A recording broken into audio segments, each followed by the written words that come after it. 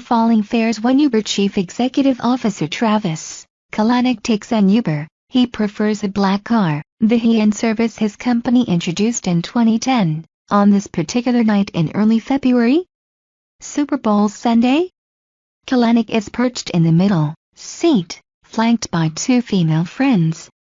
Maroon 5's Dawn T Wanna Know plays, and Kalanick shimmies.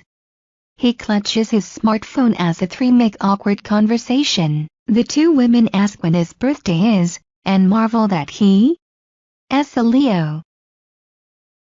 One of his companions appears to say, somewhat inaudibly, that she has heard that Uber is having a hard year. Kalanick retorts, I make sure every year is a hard year. He continues, that's kind of how I roll. I make sure every year is a hard year. If it's easy, I am not pushing hard enough. There's no question that it's been a hard year for Kalanick and Uber. Or really, a bad year compressed down into an awful 3 months.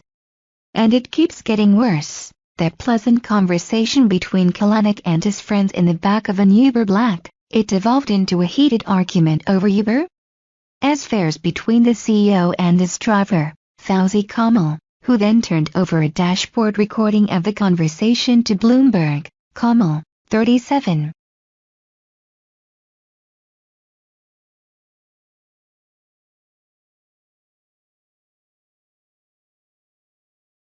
has been driving for Uber since 2011 and wants to draw attention to the plight of Uber drivers. The video shows off Kalanick's pugnacious personality and short temper, which may cause some investors to question whether he has the disposition to lead a $69 billion company with a footprint that spans the globe. In an email to staff Tuesday after publication of this story, Kalanick apologized to Kamal for treating him disrespectfully.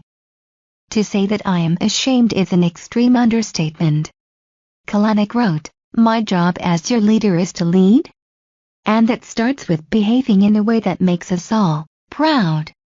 That is not what I did, and it cannot be explained away. It's clear this video is a reflection of me. And the criticism we received is a stark reminder that I must fundamentally change as a leader and grow up.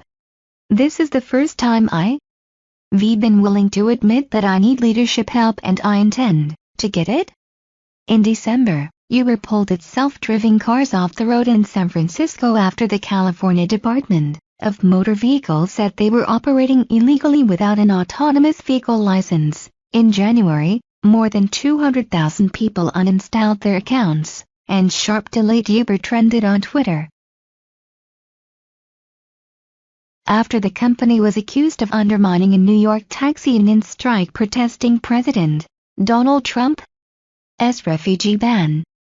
On February 2, Kalanick reluctantly left his spot on Trump's Business Advisory Council to appease the company's liberal-leaning employees and users, not to mention its many immigrant drivers.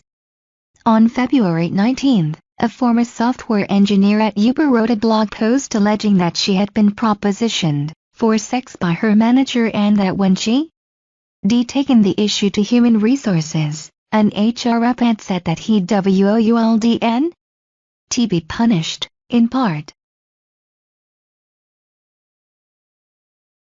because he was a high performer. On February 23, Alphabet's autonomous car company Waymo sued Uber and its self-driving car company Otto, accusing an Uber employee of stealing trade secrets by downloading 14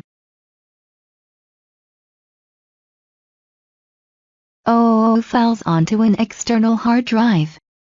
On Monday, Uber's head of engineering resigned after the company said it learned that he had faced a sexual harassment complaint at Alphabet, his former employer.